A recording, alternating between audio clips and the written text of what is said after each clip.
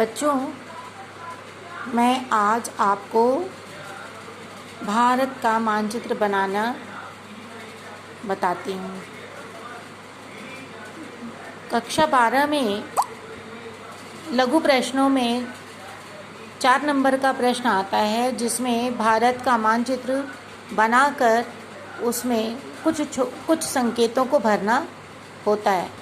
बच्चों देखिए, मैंने इसको पेंसिल से अभी बनाया था और इसको मैं आगे आपको बता रही हूँ कि यहाँ से ही हम शुरू करते हैं और इस प्रकार से इसकी आउटलाइनिंग बनाते हुए और यहाँ तक हम जा रहे हैं। ये हो गया पूरा इसका प्रायद्वीपीय भाग होता है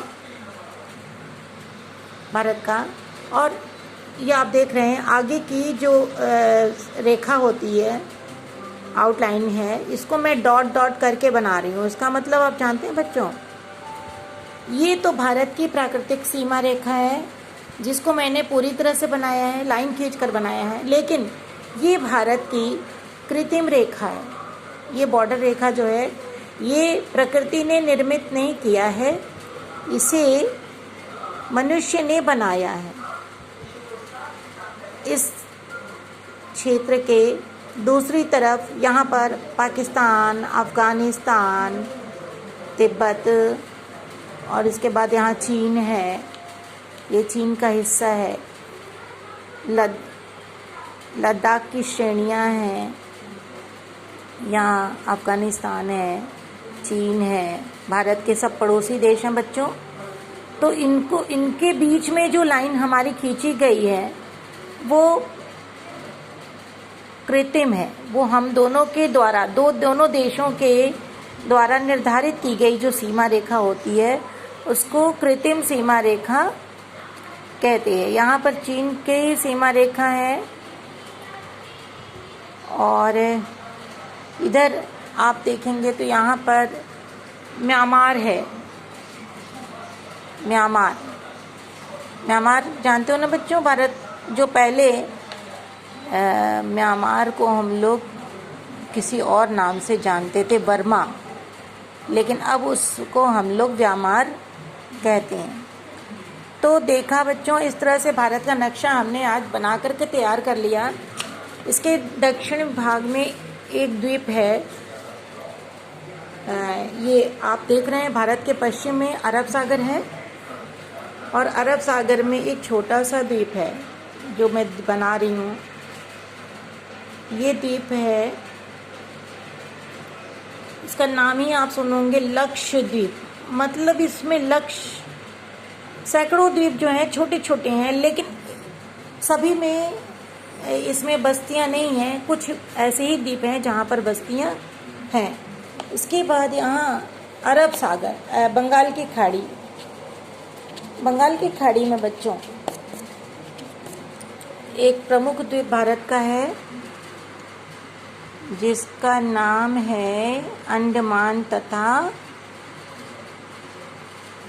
निकोबार द्वीप समूह। ये है अंडमान निकोबार द्वीप समूह। तो ये तो, और इसके बाद एक और यहाँ पर द्वीप है, आप लोग बहुत अच्छी तरह से जानते हैं। अब आप समझ गए होंगे कि मैं किस द्वीप की बात कर रही हूँ। ये द्वीप जो है श्रीलंका है। तो अब आप इस भारत के मानचित्र को देख करके पहचान जाएंगे कि ये भारत का मानचित्र है। यहाँ है अरब सागर, यहाँ बंगाल की खाड़ी। मैं लिखूंगी नहीं, अभी मैं आपको भरना सिखा रही हूँ, आप लोग खुद ही समझिए, पहचानिए। अब आप कक्षा 12 में आ गए हैं तो अरब सागर ये है, बंगाल की खाड़ी। यहाँ पर हिंद महासागर आपको पता ही होगा कहाँ है बच्चों आपका। कि कुछ बातें होती हैं, चाहे मैप में आप कुछ भी भरिए, लेकिन कुछ बेसिक बातें हैं जो होती हैं, जो जिससे इस मानचित्र की पहचान होती है, उसको हमको दिखाना आवश्यक हो जाता है। इसमें है हिंद महासागर।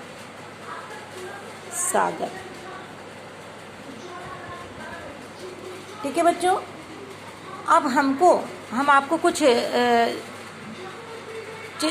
संकेत बता रहे हैं, कुछ क्षेत्रों के नाम बता रहे हैं जिनको आपको इस मानचित्र में भरना है। आप देखिए इसको, ये आप लोग नोट कर लीजिए अपनी कॉपी में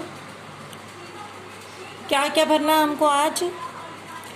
थार का मरुस्थल, लक्षद्वीप, नर्मदा नदी, ब्रह्मपुत्र नदी, चिल्का झील, काली मिट्टी तथा लाल मिट्टी के एक एक क्षेत्र, एक तेल क्षेत्र और मुंबई हाई, एक चाय उत्पादक क्षेत्र, अधिक वर्षा वाला एक क्षेत्र, हैदराबाद, इंदिरा गांधी अंतर्राष्ट्रीय हवाई अड्डा। तो एक एक करके हम लोग इसको भरेंगे। सबसे पहले है थार का मरुस्थल। बच्चों, थार का मरुस्थल एक रेगिस्तान है। आप देख रहे हैं ये भारत का नक्शा है। भारत में राजस्थान कहाँ है बच्चों? ये राजस्थान का हिस्सा है ये पूरा। तो हमको यहाँ पर थार का मरुस्थल दिखाना है, तो हम ये येलो कलर इस्तेमाल कर रहे हैं। बच्चों समझ में आ रहा है आपको? तो ये हमारा हो गया थार का मरुस्थल। इसको हम पेन से अभी लिख देते हैं, बाद में यहाँ पर लिखेंगे।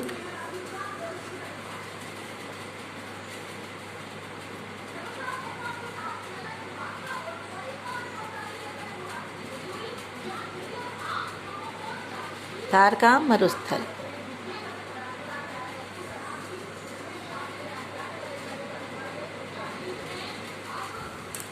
अगला पॉइंट है, आप देखेंगे लक्षद्वीप। लक्षद्वीप मैंने चित्र में बनाया है, अब आप लोग खुद ही बताइए कहाँ है लक्षद्वीप। ये आपका है लक्षद्वीप, तो यहाँ पर आप लक्षद्वीप लिख दीजिए। ठीक है। अब आपका अगला पॉइंट है नर्मदा नदी।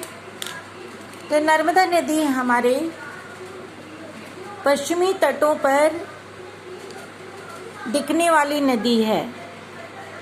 क्या आपको दिख रहा है नर्मदा नदी? यहाँ पर है नर्मदा नदी बच्चों। तो इसको हम लिखेंगे नर्मदा नदी। चूँकि ये यहाँ पर ये नदी जो है सीधे जल में गिर जाती है, यहाँ से निकल करके महादेव पहाड़ियों से, और ये डेल्टा नहीं बनाती है। तो यहाँ पर हम डेल्टा नहीं दिखाएंगे, सीधे इसको जोड़ देंगे। अब है नर्मदा नदी के बाद है ब्रह्मपुत्र नदी। तो बच्चों ब्रह्मपुत्र नदी को हमको दिखाना है। ब्रह्मपुत्र नदी चीन से आती है। ये बच्चों आप देख रहे हैं, चीन से ये नदी आती है और भारत में अरुणाचल प्रदेश, असम होती हुई ये बांग्लादेश चली जाती है और वहाँ से फिर ये बंगाल की खाड़ी में गिर जाती है। और ये नदी डेल्टा बनाती हुई गिरती है। आपको पता होना चाहिए, यहाँ से गंगा नदी आती हैं और यहाँ से ब्रह्मपुत्र नदी आती हैं, और दोनों मिलकर के जो डेल्टा बनाती है वो संसार का सबसे बड़ा डेल्टा होता है, उसका नाम सुंदरवन है।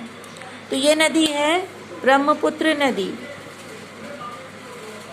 पुत्र नदी। अब है चिल्का झील। तो चिल्का झील बच्चों ये बना हुआ है, आप देख रहे हैं यहाँ पर, ये चिल्का झील है। तो इसको हम लोग लिखेंगे चिल्का झील। ये झील है जो समुद्र के पानी का दरारों में भर जाने से इस झील का निर्माण हुआ है ना, तटीय भागों में। काली मिट्टी तथा लाल मिट्टी के एक क्षेत्र। अब हम बना रहे हैं काली मिट्टी के क्षेत्र। पता है आपको बच्चों काली मिट्टी कहाँ स्थित है? काली मिट्टी महाराष्ट्र के का प्रमुख हिस्सा वो है। तो ये जो भाग है महाराष्ट्र का, ये काली मिट्टी का क्षेत्र है बच्चों। एक एक क्षेत्र पूछा है, तो ये महाराष्ट्र का जो भाग है ये काली मिट्टी का क्षेत्र है, ठीक। और लाल मिट्टी पूछा गया है, तो आपको लाल मिट्टी दिखाना है, जबकि लाल मिट्टी आपको पता है भारत के दक्षिणी भागों में ही मिलता है। तो यहाँ पर आप लाल मिट्टी के क्षेत्र को दिखा दीजिए। कर्नाटक और तमिलनाडु में लाल मिट्टी के भाग हैं, ये लाल मिट्टी के क्षेत्र हैं। अब है एक तेल क्षेत्र मुंबई हाई। मुंबई हाई समुद्र के भीतर स्थित है बच्चों। तो ये तेल क्षेत्र है, इसको हम इस तरह से चिन्ह बना दे रहे हैं। ये ले लीजिए और ऐसे ऐसे कर दीजिए, तो ये तेल का टावर बन गया है। ये मुंबई हाई है। इसके अलावा एक और तेल क्षेत्र हम यहाँ दिखाते हैं, ये अंकलेश्वर तेल क्षेत्र है। अंकलेश्वर तेल क्षेत्र, ठीक है। इसको लिख देंगे मुंबई हाई, मुंबई हाई। और ये है अंकलेश्वर। अब हम आपको बताते हैं चाय का एक क्षेत्र। तो बच्चों, चाय का जब नाम लेते हैं तो तुरंत हमारा ध्यान असम में चला जाता है। तो चाय का जो चिन्ह है हम यहाँ पर दिखा रहे हैं, ये तो मिल जा रहा है दोनों में। ये मैं ग्रीन कलर से दिखा रही हूँ बच्चों, आप देखिए। ये चाय का असम क्षेत्र जो है चाय उत्पादन में मेघालय और आसाम जो है चाय उत्पादन के प्रमुख क्षेत्र हैं। अधिक वर्षा वाले एक क्षेत्र। अधिक वर्षा वाले क्षेत्रों में बच्चों सबसे महत्वपूर्ण भाग है मेघालय, जहाँ पर संसार की सबसे अधिक वर्षा होती है, आप सबको पता है। तो ये जो है सबसे वर्षा वाला भाग है मेघालय का, जहाँ विश्व का सबसे अधिक वर्षा होता है।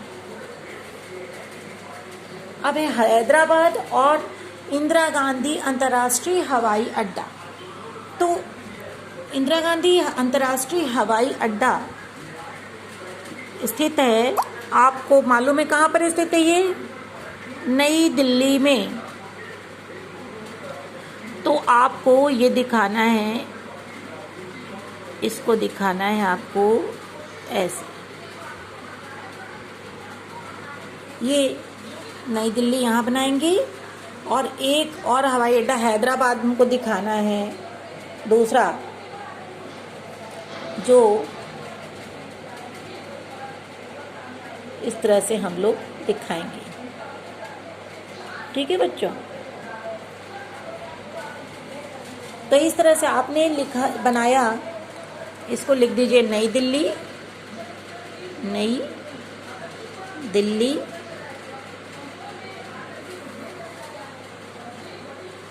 और इसको लिख दीजिए हैदराबाद,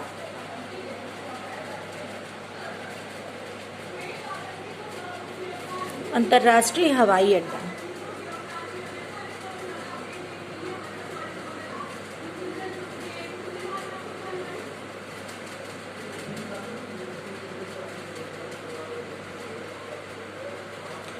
बच्चों, इसमें मैंने काफ़ी चीज़ें बताई आप लोगों को, कुछ प्राकृतिक चीज़ें भी बताई, कुछ राजनीतिक चीज़ें भी बताई, और कुछ भी मानचित्र में आ जाता है पूछने में। और इसके लिए आपको अब एक इंडेक्स भी बनाना होगा, जहां आपको बताना है कौन कौन से चिन्ह आपने दिखाए हैं।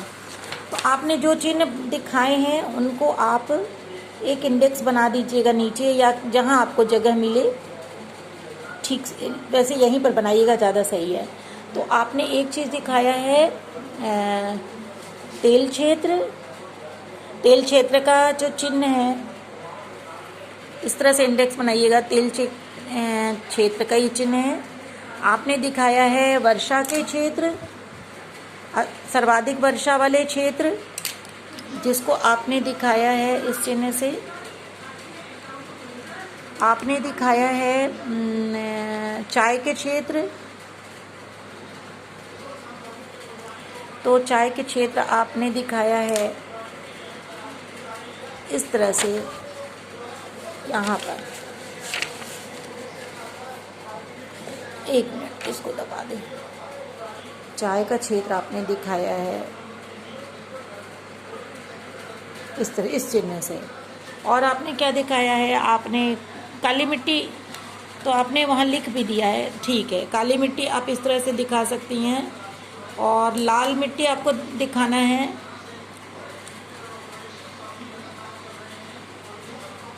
यहाँ जगह देखिए थोड़ा कम हो गया है, तो मैं इसको ऊपर बना दे रही हूँ। वैसे कायदे से जब बनाएंगे आप तो नीचे ही बनाइएगा, तो सबसे ऊपर से एक साथ बनाइएगा। ये हो गया काली मिट्टी के छेद। तो काली मिट्टी, लाल मिट्टी हो गया, खनिज तेल हो गया, और अंतर्राष्ट्रीय हवाई अड्डा एक और चिन्ह आपको बनाना है। अंतर्राष्ट्रीय हवाई अड्डा आपने बनाया है, जिसमें आपने एक एरोप्लेन का संकेत बनाया है, ये इस तरह से, ठीक है। अब आप इसके सामने लिख दीजिए अंतर्राष्ट्रीय हवाई अड्डा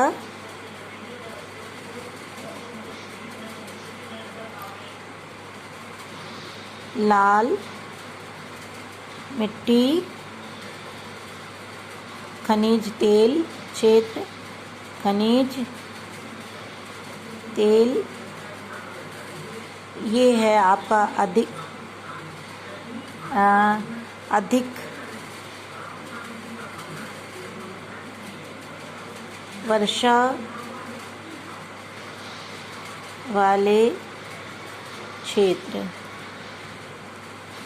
और ये है आपका चाय आपने दिखाया, और ये दिखाया काली मिट्टी।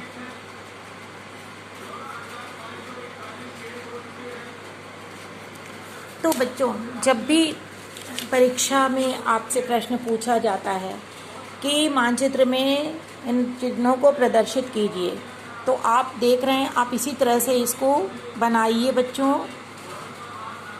और धीरे धीरे मैं इसको दिखा दे रही हूँ, आप एक एक चीज़ इसको देख लीजिए, समझ लीजिए, और इस तरह से आप इनके इंडेक्स को बना देंगे, और सारी चीज़ों को, सारे स्थल चिन्हों को आप इस तरह से भर करके दिखाएंगे।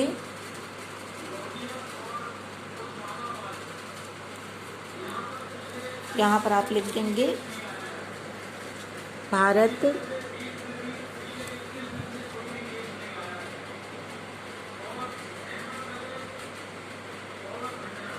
भारत, ठीक है। तो इस तरह से आप लोग सफाई से, स्वच्छता से मैप भर देंगे बच्चों। इसका एक हमें एक चिन्ह वो ले रही हूँ। हाँ, अब आप इसको, सभी बच्चे इसको बना लेंगे और बना करके हमें दिखाएंगे, ठीक है बच्चों। धन्यवाद।